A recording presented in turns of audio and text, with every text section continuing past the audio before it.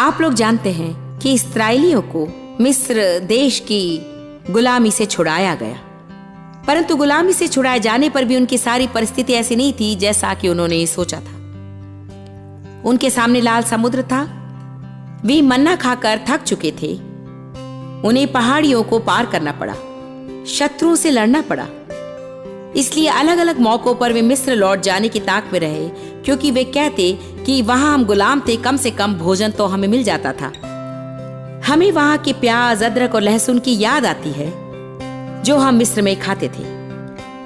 हम इस मन्ना को खाकर थक चुके हैं। हर रोज एक ही वस्तु, हर दिन वही पुरानी चीज, पुरानी, वही पुरानी, वही पुरानी। क्या आप कभी प्रभु से कहते हैं मैं वही पुरानी बातों से थक गई हूं, पुरानी बातें, वही पुरानी समस्या। कम से कम जब मैं पापी थी, मैं अपने पापों से चिंतित नहीं थी।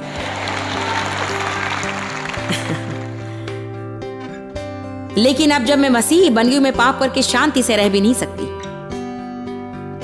क्या आपने कभी ध्यान दिया मिस्र की गुलामी से बाहर निकलने पर कैसी परेशानी में हम पड़ जाते, पर तो अभी तक हमने प्रतिज्ञा की गई भूमि में प्रवेश नहीं किया और हम निर्जन देश में आत्मा को शुद्ध कर रहे हैं। कभी कभी आपको ऐसा लगता है कि आप अच्छा बनना चाहते हैं पर अच्छे नहीं हो जाते, आप बुरा बनना नहीं चाहते पर आप बुरे बन जाते हैं। पहले जब आप ऐसा करते तब निश्चिंत होते थे, परंतु अब परेशान होते हैं। आप वहां लौटना नहीं चाहते जहां से आप आए थे, परंतु लक्ष्य तक पहुंचना नहीं जानते। आप वहीं पर अटक कर उसी पहाड़ के चारों चक्कर काटते रहते हैं। इसलिए कभी कभी ये सोचना बहुत ही आसान होता है कि ये कठिन है, मैं जहां से निकली थी वहीं पे लौट जाऊंगी। मैं वापस लौटने जा रही हूं। कम से कम यदि मैं क्रोधित हो जाऊं तो बस जाकर बस वही करूं, जैसे कि यदि किसी पर गुस्सा है तो सीधे जाकर उन पर बरस पड़ूंगी। ओ परंतु अब मुझे अपने शत्रुओं से प्रेम करना है, मुझे अब उन्हें आशीष देनी है।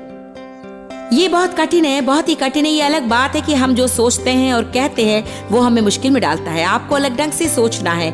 आपको सोचना चाहिए जो कुछ मुझे करना है मैं कर सकती हूँ, क्योंकि जीवित परमेश्वर का आत्मा मुझ में वास करता है और यदि प्रभु मुझसे कुछ करने को कहे तो मैं उसे कर सकती हूँ।